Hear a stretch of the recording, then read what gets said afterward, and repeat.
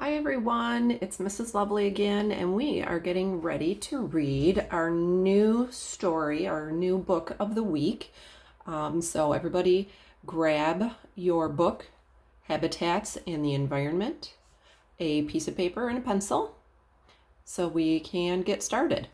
Habitats and the Environment is another story that's going to be in nonfiction, just like we did last week with our book on sound. Remember that nonfiction stories are actual facts and information about a specific topic. Okay, so if we turn, here's our title page, Habitats and the Environment. And just like last week's book, our story this week has the table of contents with the chapters that we're going to be reading and what page numbers you can find those chapters on. We're going to pop back real quick to the glossary, which is on page 23.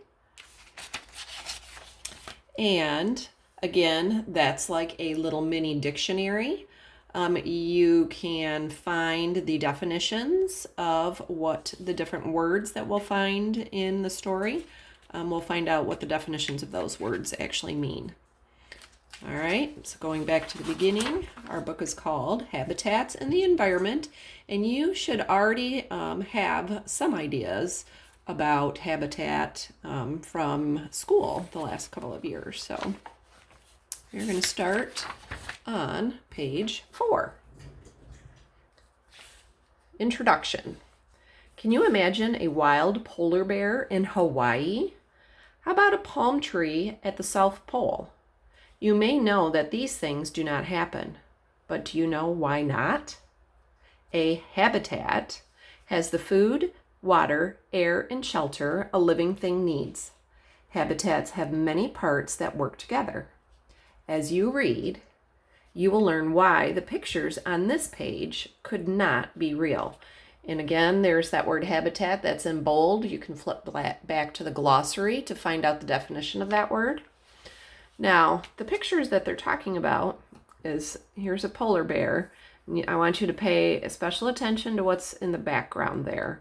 And the question is, what's wrong with these photos?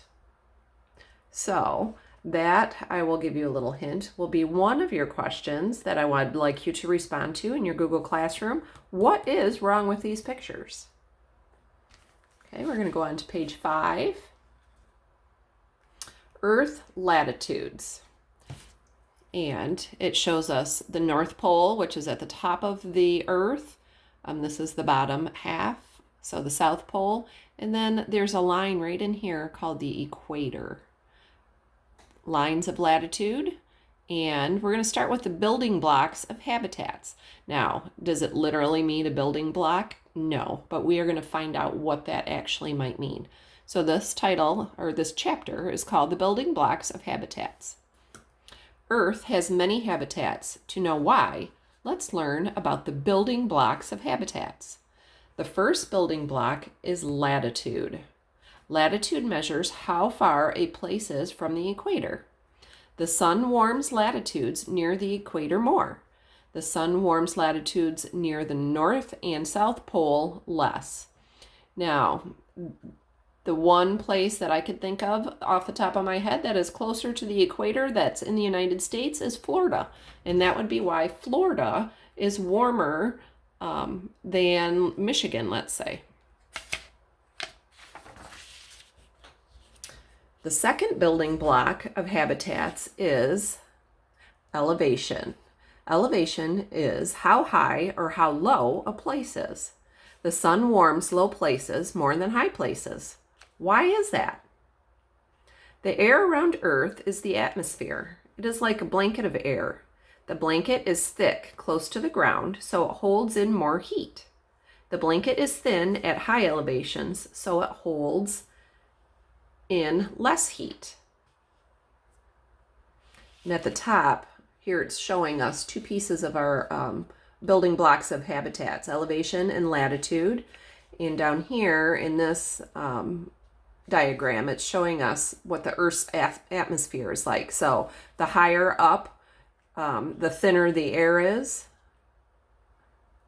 So it's very thin, and then closer to the earth is thinner air, and then down towards the ground is thick air. So our diagram up here, moving air creates wind. Warm air cools, the cool air sinks, the cool air warms up, and the warm air rises. Okay? Our Wowzer box, the North Pole, never gets dark in the middle of summer in June. The sun never rises in the middle of winter in December. At the South Pole, winter in June is completely dark. Summer in December is light but not bright. Can you even imagine living in a place that for a period of time of the year does not get sunny at all? So we just are going to be adding another building block. We have climate, land, and water. We have the elevation, and we have latitude. So climate is half of the third building block of habitats. Climate is weather over many, many years. Temperature, wind, and water in the air are all part of climate. Different places on Earth have different climates. And remember, here's one of those words that is in bold, so you can flip back to the glossary and find out the definition of that. The other half of this habitat block is water and land. Almost 3/4 of the Earth's surface is water. Most of the water is in oceans. Other waters is in lakes, streams, and underground. Earth's land is different from place to place. And down here it tells us Earth has many kinds of land and water. So here we have mountains, here's forests, and it looks like the ocean with some cliffs. Building blocks of habitats. Now we have animals, plants, climate, water, and land, elevation, and latitude. All these building blocks control what plants can grow in a place. And because plants are food for many animals, the plants control what animals can live in a place. So, plants and animals are the last two building blocks of habitats. All the building blocks make Earth's many different habitats. Our next chapter is called Surviving in Habitats. Living things survive best in habitats where they have everything they need. Living things need food, water, and shelter. They also need room, safety, and a place to have and raise babies. Plants and animals in a habitat depend on each other. Every part of a habitat is important. And down here it shows there's a little bird right here. A swallow, which is a type of bird, uses the hole in a tree for a nest. And this one is a bee that carries pollen from one flower to another. So on page 11, we're going to talk about some adaptations. Behaviors, so this top one, this flower smells like rotten meat. Flies come because they like the smell. The flies carry the flower's pollen to other flowers. This one has it says body parts. The bottom plant, which are these ones down here, in this picture grows mostly in shade. It has big leaves to soak up lots of sunlight. Musk oxen stand in a close circle to protect their young. And a giant anteater has a long snout. Its snout helps the anteater find and eat insects. So body parts can be plants, or it could be the actual anteater using his long nose in order to find things for him to eat. All living things have adaptations to survive in their habitat. Some adaptations are helpful body parts. Other adaptations are helpful actions. So that is where we are going to stop. So I want you to get out your piece of paper and your pencil. Your question, actually I might have two, and just answer one of them if you would. I want to know why this photo is wrong.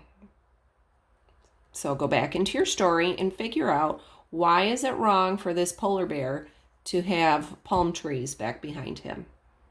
And the other question that you can answer, and I'm even going to give you what page number the answer is, and it's going to be on page 9.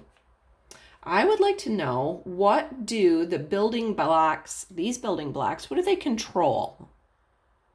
Very important. What does it control? So pick one of those 2 questions and respond to it in your Google Classroom, and we will finish the story tomorrow.